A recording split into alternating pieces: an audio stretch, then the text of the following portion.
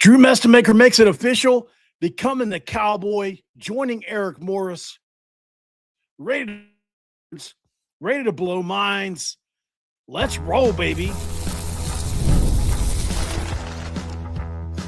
You are Locked On Oklahoma State, your daily podcast on the Oklahoma State Cowboys, part of the Locked On Podcast Network, your team every day.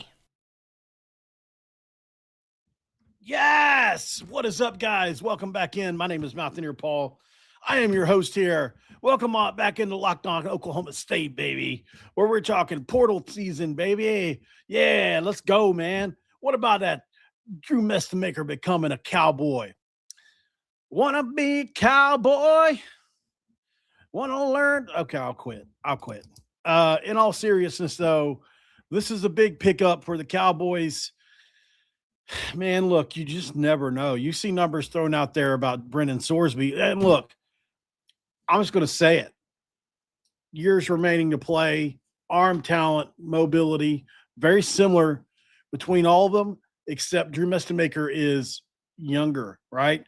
And I see the numbers being thrown out there for Sorsby. And yes, he's done it against a higher level in the Big 12. But, you know, the numbers out there for Sorsby are wild.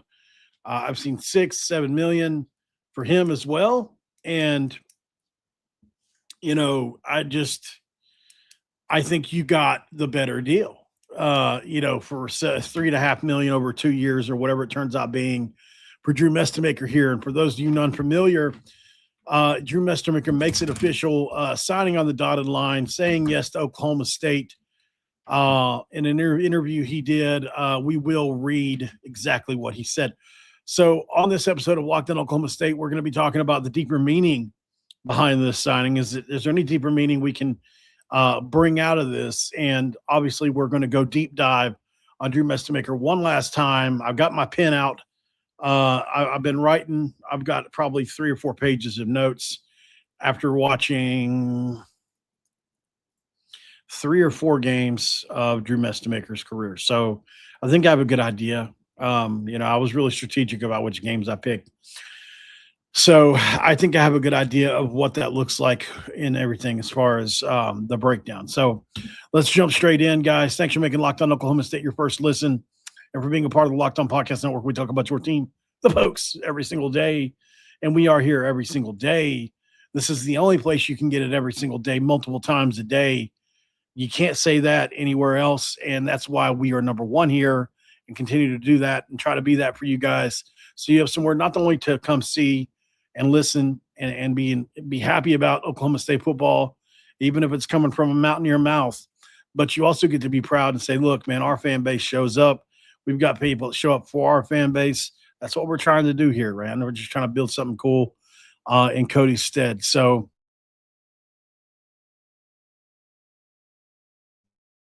FanDuel. And right now with FanDuel, guys, if you didn't know, now you know. Before tip-off, you need to check the FanDuel app and see what's dropping during NBA Happy Hour. That'll be every Friday from 6 to 7:30 Eastern. Make sure you're doing that, please. And let's dive straight into this. Okay, so I think for me, the biggest takeaway is the investment. You know, it's the investment in year one for a guy. And how just the dichotomy, it's insane, like you had Gundy, who it seemed like wanted to build things. Just, he didn't want it to pay for players. He didn't want to have to do that. And even though they were leaning into it more and more, it definitely seemed like he was in a place where he was just kind of he'd rather die than talk to a donor. So, this is different, right, for you guys. I think it's a big deal. We'll get into that more. You get Drew Mestemaker, a 6'4", 210-pound, 215 somewhere in there, pound quarterback from North Texas. He's now joining Oklahoma State. He will be a junior entering year 3 of college football, rated 96.93, which is the elite tier, one of the highest in all of the transfer portal and on 3. This is not a solid get, guys. This is a cornerstone quarterback, right? This is the cornerstone of the program for the next 2 years, assuming he doesn't go NFL after this coming year. And so this is, my overall opinion on it. Let's start actually, let's start with the timeline. I think this story is different because this isn't a guy that has even 3-star guys are the guys wherever they're at, right? Most of the time. If a guy's a 3-star quarterback, most likely he was the best player on his football team in high school. Very, very 99% of the time. Drew Mestemaker wasn't that at all. As a matter of fact, he didn't even start a varsity high school game at quarterback. He wasn't a blue chip. He wasn't groomed. He wasn't handed the job. He was essentially invisible in the traditional quarterback recruiting pipeline and the way that looked. But Eric Morris took a chance on him anyway. He brought him in. He developed him and built him from the ground up. And, his first college start didn't come until after a bowl game in the 2024 season. So basically this time in 2024. This matters because it means that Drew Mestemaker is not going to come in with any entitlement. He's not going to come in with, I've been the guy forever.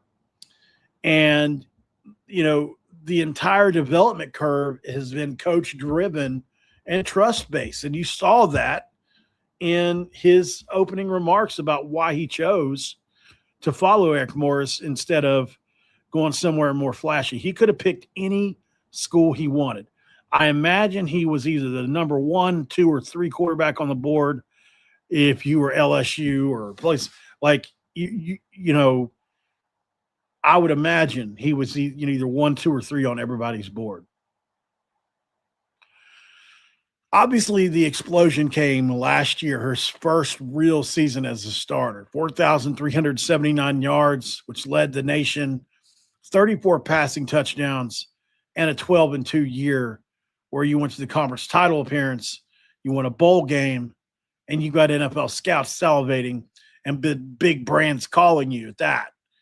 So, I think obviously he considered 3 to 5 schools. We don't know who, but he didn't take a single visit, so it wasn't much of a consideration. He chose Oklahoma State anyway. That tells you everything.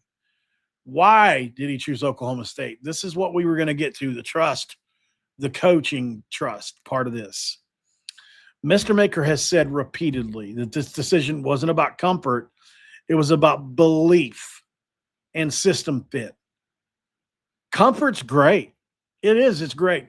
But does it make a good football player? Does comfort make a good football player? No, it doesn't. Comfort makes a fat football player. Comfort makes somebody that's going to rest on their laurels football player. Somebody, comfort is the antithesis of a good football player. And at the end of the day, this is the opposite of that, right? You either run to something or from something. Which one is it? Do you want to run to comfort? Or do you want to run from comfort and to belief? That's what he chose. Belief, trust, faith, hope, right? That's it. Cowboy culture. Cowboy culture. If I didn't 100% trust these guys with my career, I'd have tested the waters, he said. Coach Morris is the best play caller in the nation. The way he sees the offense makes me comfortable in everything we run, and I feel like everything he calls sets me up for success. That's not the kind of language somebody that's chasing a bag would use. That's quarterback talk. That's, hey, look, I know what it looks like with him, and he knows what it looks like with me. And why would I go and restart everything we did this year somewhere else? No, let's build on it and do it again at the end of the day, right? So we talked about the stat profile, 337 yards per game. Explosive pass rate was in the elite category. Number 1 in passing yards, top tier in touchdown production. North Texas didn't just throw the ball a lot. They scored it a lot and they won it a lot. That matters. Would you rather bring in a guy that threw for 5,000 yards off a team that went 3-8, or off a team that went 8-3? I know what I'd rather pick. So when I watch him on tape, I see some things that I haven't seen on in a while. I really have. We'll get to those here in just a break.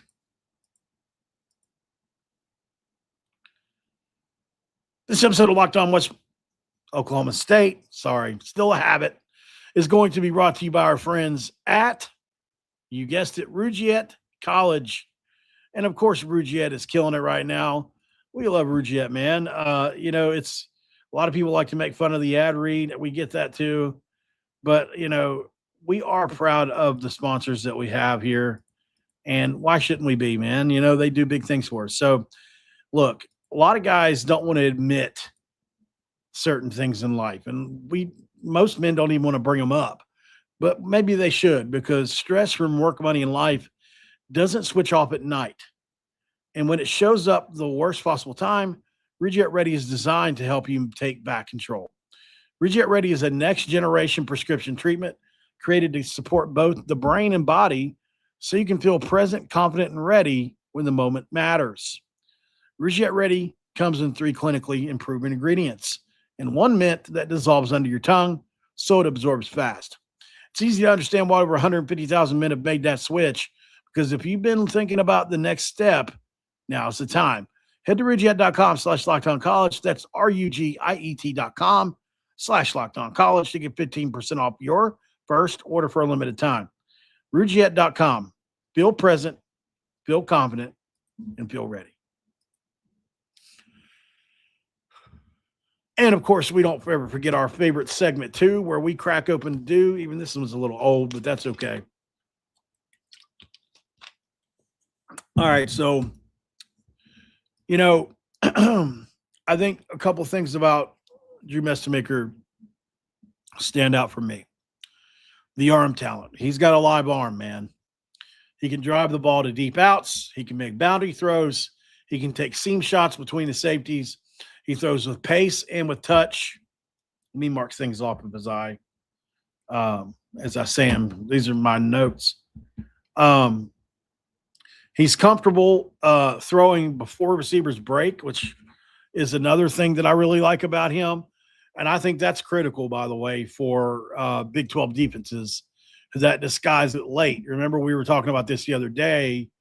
In the Big 12, most defenses don't even get into what they're actually in until 10 seconds. Why? Because the quarterback helmet is cut off at the 10-second mark. You can hear the offensive coordinator up until that 10-second mark. Then it cuts off. So you have to be careful with that for sure.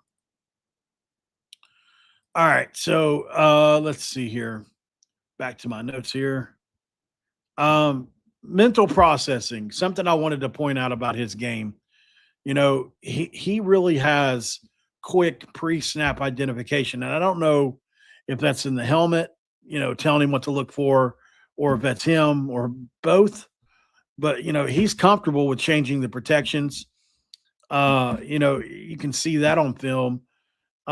He sees leverage well, not just routes. So what are the safeties doing? The safeties tell you everything as a quarterback and the middle linebacker. He has a rare poise for a first-year starter as well. I think you don't put up 4,300 yards without understanding coverage rotations, recognizing blitz indicators, and trusting your eyes under pressure, right? And, I think especially under pressure, Mestemaker is the kind of guy that, while he's extremely mobile, he runs probably in the 4.5 range, maybe a little faster. He's the kind of guy that's always got his eyes upfield. He's always looking to out-leverage the defense, and the great ones always are. Patrick Mahomes is the best example ever of guys that are mobile, that keep their eyes upfield, that make the throws. Mestemaker does that, and then he takes off when he needs to. but you can RPO him if you want to. It's just, do you want to really chance of losing him? I mean, he's not exactly the bulkiest guy. He's lankier than most people. I love his arm. He throws it from different arm slots as well, different arm angles, if you will. You can tell he's probably played baseball in the past because he's able to whip that thing out of there after, let's say you're going to throw a screen pass or or just a quick out to the receiver, and they're going to block, and it's an extension of the run game. But the defensive end has come upfield, and they're getting ready to jump up in the air and block it. He's got the arm angle to toss that thing at 3/4 or 50% style and let that thing loose and toss it around him. Not everybody's got that. If you want to talk about system IQ, he's developed entirely under the Eric Morse style concepts. So he's already going to be fluent in the RPO reads they have, the spacing concepts they have. He's already fluent in the tempo management as well, because that's a thing. You're not always going at the same speed. You're always, you've got the NASCAR package, you've got the rocket package, and you've got the supersonic package, whatever. But you've got different speeds, just like anything else, depending on the situation, down, distance, what's the clock, what's the score, the whole thing. And it takes some time to get comfortable with all that, because you're constantly evaluating, okay, it's 17-7 and we've got the ball, 6 minutes to go. It's right before the half. Do we want to drive down and score it really quick? What purpose would that serve? Or do we just want to milk the clock out and whatever? Or do we want to go 4-minute offense and try to get a score and leave them no time? And all those different things take different calls. They take different, field presence and all that. So it's, quarterbacks are constantly thinking and evaluating. It would have to be exhausting, but him coming over, it's plug and play quarterbacking. It's great. He's got pocket functionality. Pocket functionality that I really like. He slides well. He keeps his eyes downfield. He re-platforms well, and I love that. He can escape the throw. He does a lot of different things, and all without bailing on plays. Like this fits the Oklahoma State profile perfectly too, from the past. If you look at his intangibles, he's got really zero ego in his arc. I mean, he wasn't even given a high school job. His teammates followed him to Oklahoma State. At least we think they will. Look, he's the first domino to fall for a reason, because Eric Morse isn't stupid. He knows that they're going to follow the leader. The coaches trust him really quickly. It's not like they pivoted to Brendan Sorsby or one of these other top guys that they could teach the offense to. They wanted their guy. So, he's willing to be the first brick in the rebuild.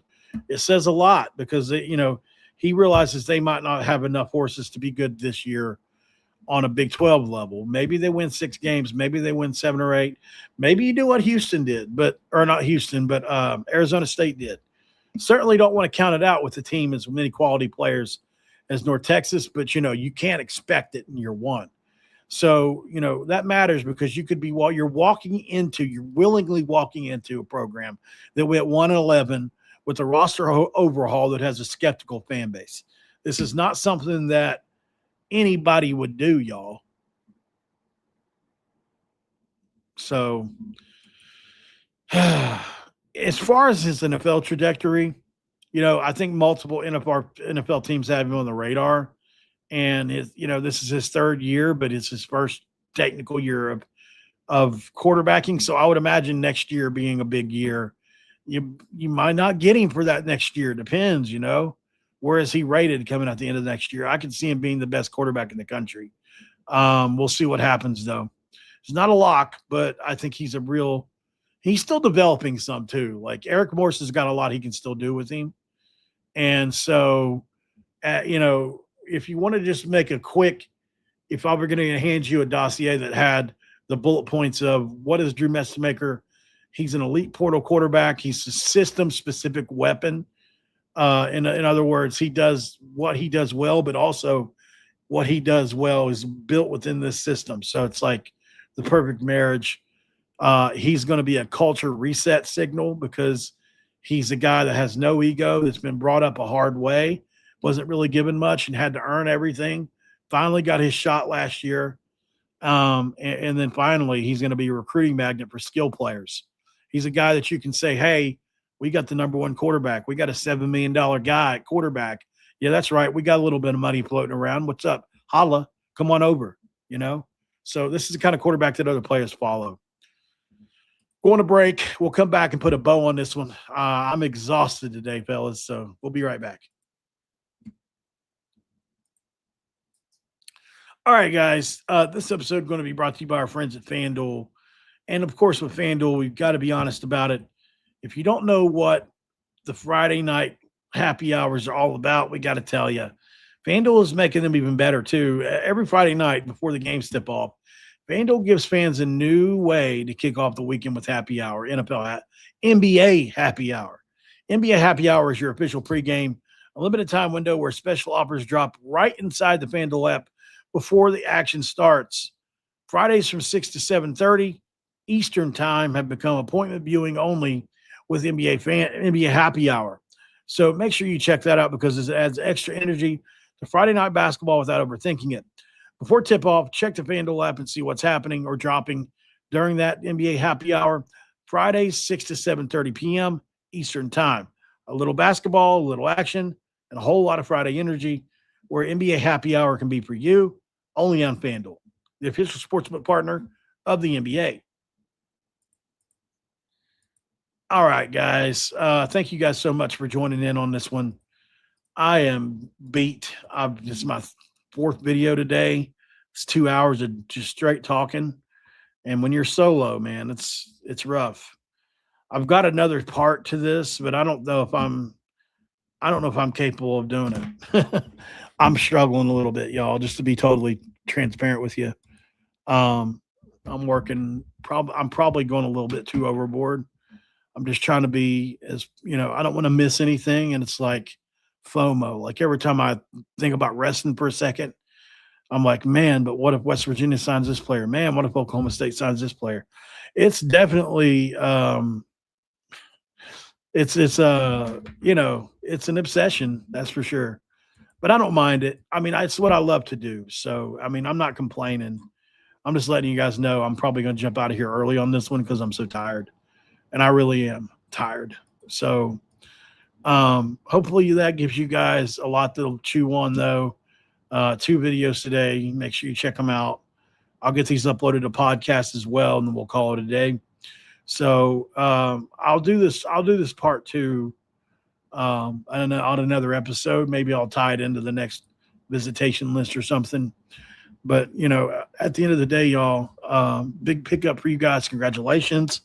Hopefully West Virginia can get somebody similar, and we can both get back to what we're used to being. So other than that, I don't have a whole lot else for you. Thanks for making Locked On Oklahoma State your first listen. Make sure you check out Locked On Big 12. Check out the Everydayer Club, and I'll see you guys on the next one.